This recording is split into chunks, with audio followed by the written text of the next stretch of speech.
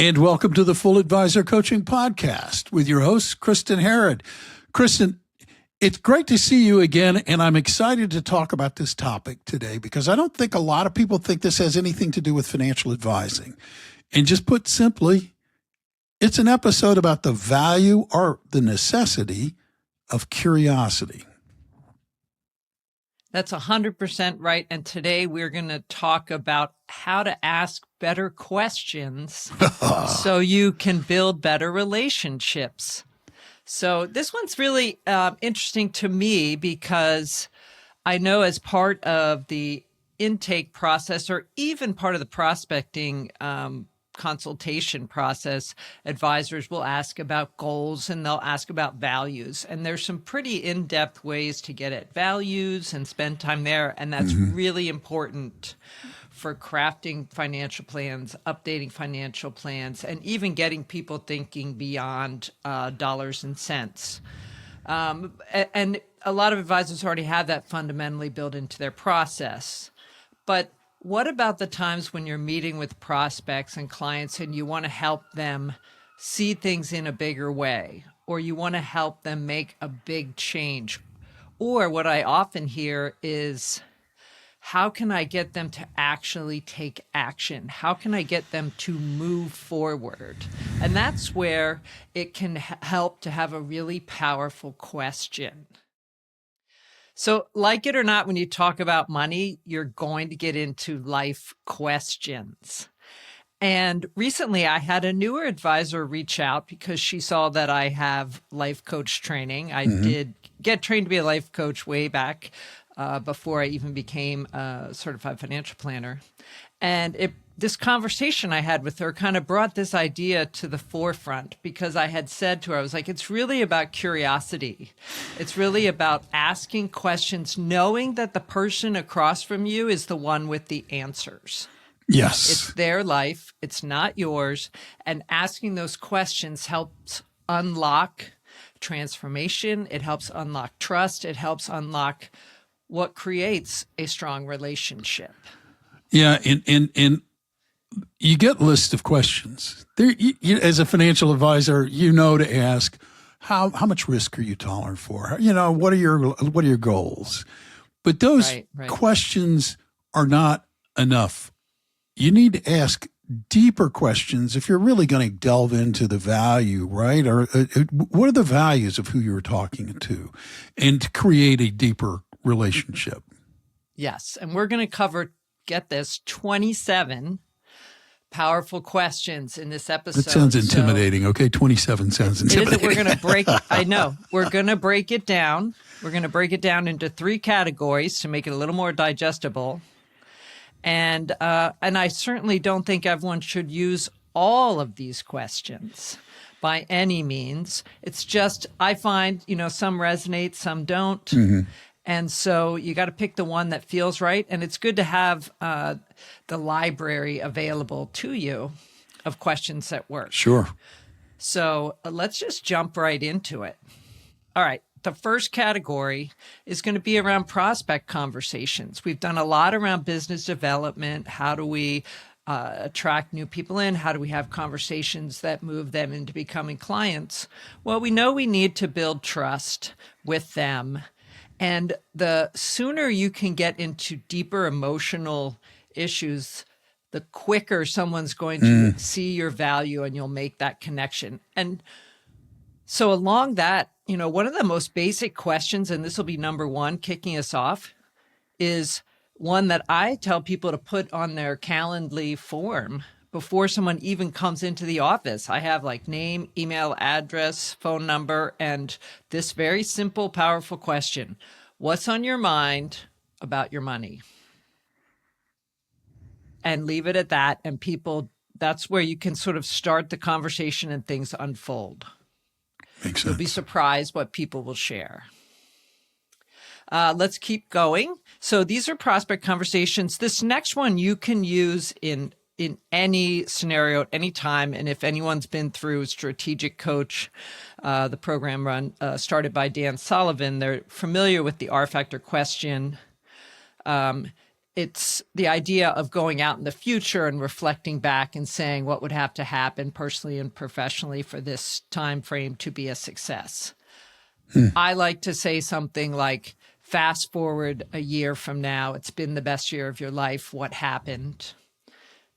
Look 5 years out. It's been the best 5 years. What happened? And it helps people go into the future and look back. So that's a very powerful question. Hey there, it's Kristin. Quick break. If you're enjoying the show and you want more, head on over to fulladvisorcoaching.com/resources. You can download the toolkits that I have there and join the free insider community. You'll be the first to hear about new trainings, fresh podcast episodes, and I share with you real-world strategies that I see working for advisors right now. That's fulladvisorcoaching.com/resources. Go sign up. It's completely free. And now, back to the show. Okay, this next one, number 3, is very simply, what do you want? Give you that sigh because it's a really simple question, but it's deceptively deep. It is. And I'm going to give a shout out to one of my clients. I think he'd be fine if I gave his name. Joe Mackey out of MKD Wealth out in Michigan. He does this. He does it masterfully, where he talks about, what do you want? And then someone answers. Then he says, but what do you really want? And then someone answers. And then he says, what do you really, really want? So it's pausing, waiting for people to answer, and helping them layer into a deeper thought process. Yeah, because the immediate answer is usually, I want to feel financially secure, and you're like, well, what does that mean? What do you mean by that? Right, and it forces you to think a little bit deeper in terms of, what is it I'm really looking for, and what is it that what do I expect? Which is important for me to articulate, for you to know how to work with me. Yeah, and that gets us into the next few. Number 4 is, what does a successful advisor relationship look like to you? You can say that, with a prospect, and just start to understand, what do they value? And number 5 goes along with it. If you know they've worked with another advisor, or they are currently working with one, what's something you wish your previous advisor had asked you? Whoa, okay. That one's powerful just in itself, right? And it's a great way of asking a different question that you don't state. Because if you said, what is it you don't like about your current advisor? They probably would be like, I like him or her a lot. They're great people. Yeah. Right. They're great. Yes. This is a good way also, to remove kind of that attacking vibe. Right, exactly. Right? All right, number 6. What's keeping you from feeling totally confident in your financial life right now? Again, people, they'll reveal the blockers. All right, number 7 is sort of a similar one to number 2, but this really gets into the prospecting process, and I think it helps a lot with people who get nervous about how to ask for the relationship. It's, if we're sitting here together next year, what has to happen to make choosing to work with us the best decision you've made all year? The expectations are set right there. You know exactly what matters to that person. What do you do in these situations where you've got clients who can answer some of these questions, but you get a feeling that they're kind of like in a stuck mode? They're hesitant to respond in a deeper kind of way. What do you do in those situations? Well, that's where we're going to get into the next group of questions, where we can really focus and hone in to kind of reframe or help inspire action. I will say, just on the first round of questions, or any of these questions that we're talking about, if one doesn't resonate and you wait, you ask and you wait, which is one of the biggest things, you have to wait. The inclination is to try to answer for them or jump in and help them. Yeah. Just if one's not landing, say, you know what, don't worry about that. Let's look at it from a different angle. Let's take a different perspective, and you just move on. Yeah, I will share. I will land. share a little journalist secret that I learned a long time yes. ago. Ask the question and wait. Yeah. People are uncomfortable with silence. People, when they've been asked a question, their natural inclination is to answer it, but they may be reserved. But if you allow that space, if you allow time for that answer to come, you will get an answer. And it may be even more than what you anticipated or were looking for. Exactly. And I think people just need a minute to consider what you've asked them. Yes. All right, let's get some clients who are stuck moving forward, because I know frustration comes when you're like, come on, why haven't you invested? Why haven't you directed that money into that account? Come on, why haven't you done X, Y, or Z? Number 8 is out of the playbook of B.J. Fogg's Tiny Habits, or James Clear Atomic Habits. They both have similar advice on this. What's the smallest next step you could take? Pretty simple, breaking it way down to that little tiny 1% difference. Number 9, what if you didn't wait to do blank? How do you mean? I don't know. That question's got me puzzled. What do you mean? It does. Someone is, like we've talked about in our episode around how to stop getting ready. Yeah. Right. So if I were talking to an advisor, I'd be like, what if you didn't wait to follow up with that prospect? If you're talking to a client, maybe it's like, what if you didn't wait to take that weekend off? Something like where you're trying to get them to move into action. Okay. What if you didn't wait to call your friend who works in a different industry that you're thinking about moving into? Okay. Something like that. Okay. Yeah. So like just that question of like, you're trying to reframe and say, hey, what really is the risk here? Are you blowing the risk out of proportion? Okay. Yeah, that makes sense. Yeah. Number 10. This is a pretty classic. What's getting in the way? Or what are the obstacles you're facing? Me. Most of the time, it's me. So I don't know what they're going to answer, but yeah. Classic. These are all the what ifs, right? Well, what if this happens? What if that happens? So it's letting them state the obstacle, and then you can explore how to get past them, or what, the validity of each of those. So it's an opener. A lot of these are just openers to a dialogue. Yes. All right. This is one of my favorites, and I think we referenced it in the last episode you and I recorded. Number 11. What would your kid tell you to do about this? So if you're really stuck on something and you have, and you have a kid at home, not that you want to get into all the details, but sometimes they are, as honest as can be, and be like, they just kind of break it down and tell you how it is, like in a very obvious way. So you can kind of think about it that way, because they're going to make it really simple. Number 12, this one also, Bill, from our Getting Ready episode, you and I had talked about this. Yeah. This is powerful. What are you assuming that may not be true? Oh, yeah. Stated a different way, what story are you making up? Yeah, and we did. You and I talked about that.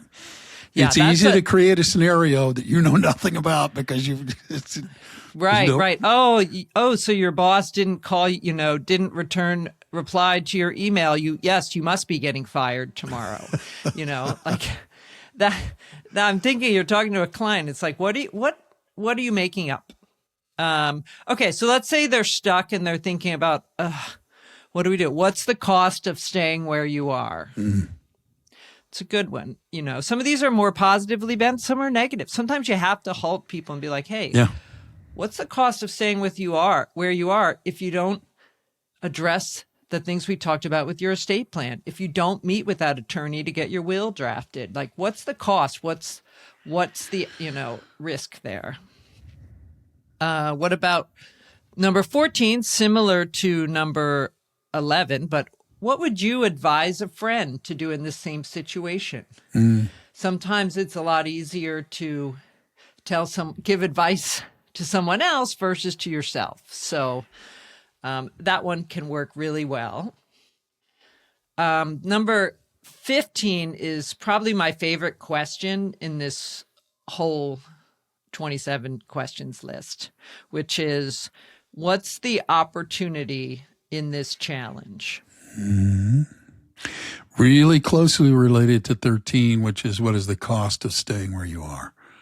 Yeah, exactly. And what I like about the opportunity is that it essentially is setting someone up to reframe, to think, oh, even though this is really hard right now, I know that I will get something out of it. Because we all know, even at your lowest point, you learn something that later you are going to value. So it's kind of like, oh, here's an opportunity for me to understand what's more important to me.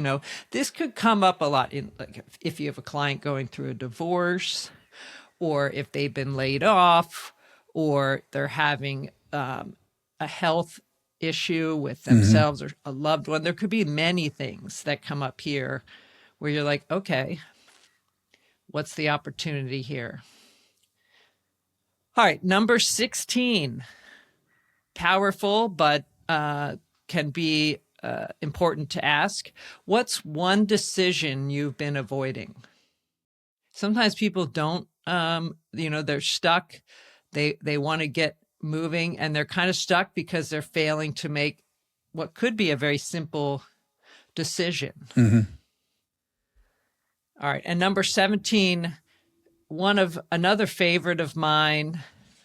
And this one, I actually was listening to a podcast and stopped and jotted it down in the notes on my phone because I was like, all right, this is good. And it's from Tim Ferriss.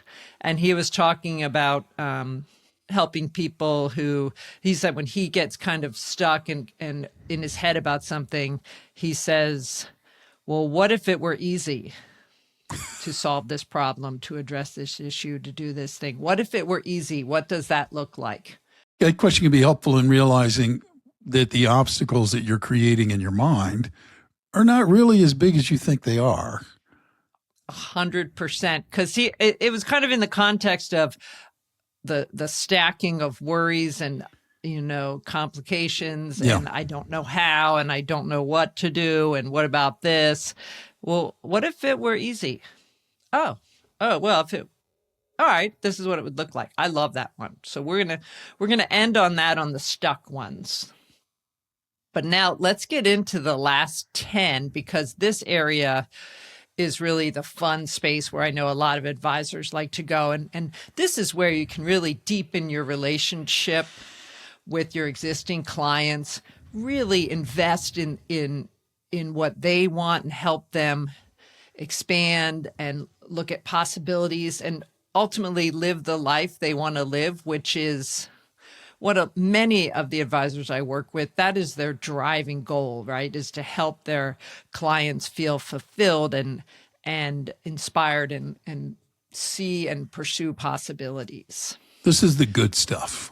Yeah, this is good stuff. And not to say they're all positive questions, but they all open up the idea of an expansive mind. Yes. All right, 18. I like this one. I actually went back to my life coaching notes from, the early 2000s. and looked at some of the questions I had learned and liked using. And this one I like a lot. Number 18, if we could wipe the slate clean, what would you do? Wow. I don't know. Can you imagine? I know. I think after this episode, I'm going to that's going to be one I'm contemplating because I want to know too, what would I do? And that's how you can really start to think about, when we go back to the work-life integration episode we did. Yeah. Where we talked about that. And it was kind of like, well, how might I structure an ideal week? What am I failing to, contribute or experience that I've wanted to do? Like this could reveal some of those pursuits that you might want to look at to help you feel more fulfilled. And I love this one. I think all right. We might have to regroup on that one alone later, Bill, and just share I our think so. answers. Yeah, I know. All right, number 19, and you're never too old for that one. In fact, the older you are, you can wipe more. You can More wipe stuff the board away. Cleaner. Yeah. Number 19. What would feel like a bold move? My answer on that would be question 18. Yes. Yes. Yeah. I like what would feel like a bold move because I think once someone says it, then it actually then becomes more tangible and possible. Like, I just think that one is a very expansive question. Going to number 20, it's kind of the other side of like, where do you limit yourself? Where are you holding back? And that leads us into 21, which there's kind of two sides of 21. So we're sneaking an extra question in here. We'll call it part A and part B. Yeah, though I feel the first one might be an overlap of 20. But where in your life are you playing small? So that's kind of like where are you limiting yourself? Yeah. But what if we flipped it around, part 2 of 21? Where in your life do you want to go bigger? That's more positive, and it's like kind of like, oh, okay, where would I really want to stand out? Where would I want to go big? All right, number 22. This one has a word in it that hurts my heart every time I read it or say it or hear someone say it. What do you regret not doing? Regret. Yeah, big word. Big word. It hurts, and sometimes there's no fixing it, so it's more of an acceptance of regret. However, it can also inform new choices. For me personally, and my husband actually, neither of us studied abroad when we were in college, and we really wanted to, and we, of course, saw all the reasons why we shouldn't or couldn't, and so we didn't. It could explain, and it does explain, we know, we've talked openly about it, why we moved to Australia with our children and lived abroad for 3 years, because we knew it was something we always wanted to have done. So we did it in a different way. Yeah. And it's not the same. And I know that, but it's still fulfilling in some of the same ways and some new and different or better ways. So we can't always, we obviously can't go back in time. We can't wipe the slate clean, but we can shape our future choices, based on some of the things we might regret. So that one, that's a deep one. These are all kind of deep in a way. But as you just noted, it's not that you can, in fact, go back and wipe the slate clean. The value of the exercise is in thinking about it to reveal to yourself lessons you can learn, as you just stated, Yes. And then as you start to frame where you want to go, you can help reflect as you're making choices. Will this choice take me in that direction? Yeah. Which is another question, but since it's not on the list with a number, we'll just add that as a side question. It's a secret question. It's a bonus question right here on the podcast. There you go. If you've made it this far, you got that one. All right, number 23. What are you tolerating? This could be a work situation that's a bit toxic, for a client. It could be a relationship, another type of relationship that isn't working out. It could be working and not getting paid what you're worth. It could be something bigger. It could be something smaller. But tolerating is another powerful word. Like, oh, I'm putting up with this. And then you start to go, wait, why am I putting up with this? And especially when you're able to articulate it out loud to someone, you start to go, wait a minute, that's not okay. 24, this one also gets back to our work-life integration episode, which will be in the show notes. I don't recall the number. What are you failing to make space for right now? This could be a big driver for the health genre, the health part of your life. I know this shows up a lot there on fitness, meal prep, getting a walk in, things where you're not adding that in, or relationships where you're not making time for the people in your life that are important to you. These are all things that, again, once you open up and look at it, you go, wait, how might I be able to do that? What can I change? Which leads us right into 25. What's one change that would feel incredibly freeing? I love that one. Again, it's hard not to get in your own head and be like, let me see, how would I answer that? Yeah, no, that's why I went, because I'm sitting here thinking about it myself. It's I like that one, actually. That's a really interesting I like that one. a lot too. I don't have the answer on that, but yeah, that one's great. Yeah. If I do say so. No, but I didn't. It's not like it's, one change that would be really freeing. Okay. 26. This one, if we go all the way back to, I'm going to say it was episode 3, but it was when we talked about clarity, confidence, and fulfillment. It was early on. So probably not as many people have heard that one yet, and may want to go back to the archives. But what would your future self want you to know? So it's putting yourself in the future, and we did future self exercises. We talked about vivid vision, and it's kind of going out and then looking back and being like, as your future self, I want you to know that, yes, make this choice, take this risk, do this thing. Well, it's interesting because another way of asking that question that I've heard people use actually is knowing what you know now.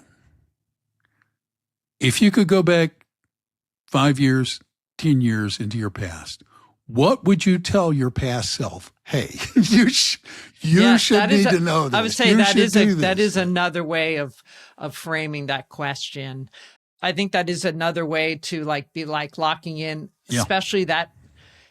Wow, if you compare that with now go in the future, what should your future self tell you now? Yeah. Then you can see the validity of moving around in time. Yes.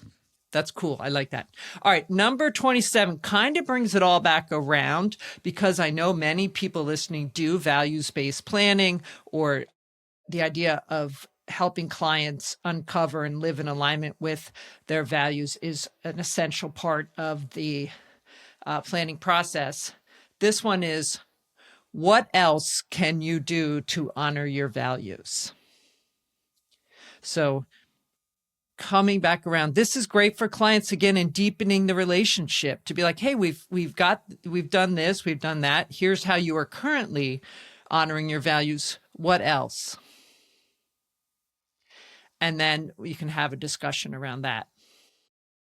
So that's 27 questions, Bill. We got through a lot, but hopefully it starts to spark our listeners to say, I'm gonna really look at getting curious with my clients, with the prospects coming in, and stop worrying about the outcome and just be right there and be fully present. It's a way of creating a relationship with it's a way of creating a deeper relationship with your clients. And back to what you said at the beginning of the list, you don't have to ask 27 questions. Yes, It's not that'd be about asking overwhelming. 27 questions. No, it's just that this is a list that advisors can use to look at and go, oh, I see a way I can go a little bit further, have a little bit better relationship, a deeper relationship with the people that I service. Absolutely. And I think it's really important to trust the process. Know that the client has answers and they will engage when you bring these out to them. And you may not get it right out of the gate. I can't tell you. I should have named this podcast "Progress Over Perfection." Well, It feels like that's that's a constant current theme, theme. right? It should be full advisor coaching, progress over perfection. Exactly, because you just want to get out there and start trying, and they will appreciate your clients, prospects. They'll all appreciate it. And so importantly, I think, don't wait for that perfect moment to be like, okay, it's now the time when I ask the question. Just listen and you'll see where it makes sense. Just open it up in the conversation, get it into your natural rhythm. You'll get used to it. If you're not doing it now, you can easily get used to it. And I think one thing that could be really helpful, which I think, Bill, you and I are both going to step away with our pens and notebooks. Try journaling your answers to a few of them. Yeah. See what it's like. See what it's like to reflect on that. You can feel what it feels like when you answer that question. Mm-hmm. Because then you'll be like that. Then it'll be like, you'll see why it's helpful to bring those out to clients. And then I think what's really helpful and useful, because it's hard to remember in the moment. Start a running list of powerful questions. If there's ones on this episode that resonate with you, write them down. When I hear one that I really like, I write it down because I'm like, oh, that's very good. I want to try that one. That way, when you're going into a meeting with a client or a prospect, just glance through your list. Maybe highlight a few of those questions, 2 or 3 that you think will likely fit the situation. You may surprise yourself and come up with a new one in the meeting, but it'll get the wheels turning and it'll help you be prepared, but not scripted. Yes. So I think it's really important. We've kind of talked about it a lot today. Asking better questions doesn't, it's about helping your clients. It's about helping them build the life they want. It's about expanding their view, creating better relationships. And it's going to really help you stand out as an advisor, because more and more clients are coming to work with a human because they want a human perspective. They want someone to help them above and beyond just what happens when you rebalance a portfolio or invest in certain ways. So well, I mean, when I think it's really important. Amen, amen, amen, amen. Because what, in now, the value that a financial advisor holds is their humanity, is their person. Because we can all go to AI programs for investing techniques and portfolio insights and all that kind of stuff. But you can't ask AI these questions. Well, you can, but they don't. But not you. You can ask, but I think there's something about the human connection and the you may not. They don't have the answer necessarily, right? Like you want something about that deep connection that is that. No, it's necessary. Makes the big difference. So learning how to make these, ask these questions, it's tough. It's hard to figure out how to fit them in the process, what to do, where you can put that in. And that is some of the stuff that I do cover when I'm coaching or working with advisor teams. It's like, how can we incorporate these powerful questions in so that you are able to develop those questions? So it is something that is a skill to be learned. Again, another one that some people more naturally lean into their curiosity. Other people need some help in framing and practice. So that is something I'm doing when I'm working with advisors, either individually or as teams, to help them figure out which questions to use, how they can put things in context, and what to do with the answers, and how to coach client along as you get them. So that is something that is fun and exciting, and just another way to improve the work you're doing as an advisor, or something, skill that you can bring to your team. Good. I'm sitting here thinking that these questions are as enlightening for the advisor as they are for the client. I'm sitting here thinking that if you learn to be curious, you can be curious with yourself, and that's going to help you as a financial advisor become even better. To your point, there are a couple of questions here that I think, okay, tomorrow morning when I sit down, I need to look at those questions and start trying to answer those, not because I have a client, but because it would just make me better as a person. Yeah. I think, and people tuning in are very growth-minded, growth-oriented. I know we overuse that, but these are prompts for you too. Yes. So prompts for the listeners. So I'm hoping everyone found value in today's. Hopefully there's a few questions here that you're excited about. You can't wait to try on. Yeah. And I challenge everyone to pick one or two and answer them for themselves. And I would challenge anybody who's listening to this podcast who does not have a relationship with you to maybe explore talking with you a little bit further. And to that end, what's the best way for them to do that? Well, the best way is to go to Full Advisor Coaching, hit that button in the upper right corner that says request a call, and you will be able to select time on my calendar, and we can have a conversation. Also, you can reach out to me on LinkedIn. I'm always out there. Yep. And you can message me there. And those are probably the two best ways to reach me. The other thing you can do that didn't even involve reaching out, this one, hit the follow button. Because when you're following, when you're a subscriber, you're automatically notified whenever Kristin drops a new episode of the podcast. So a wise, easy thing to do that doesn't require you even changing websites at the moment.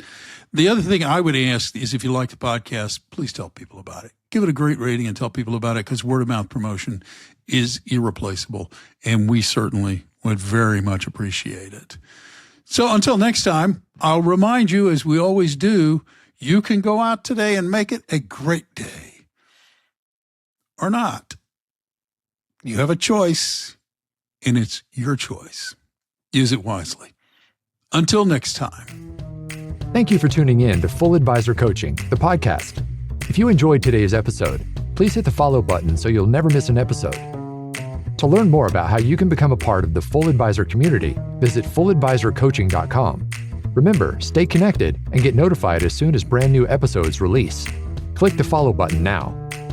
The content has been made available for informational and educational purposes only. The information covered and posted represents the views and opinions of the guest and does not necessarily represent the views or opinions of Kristin Harrod or Full Advisor Coaching.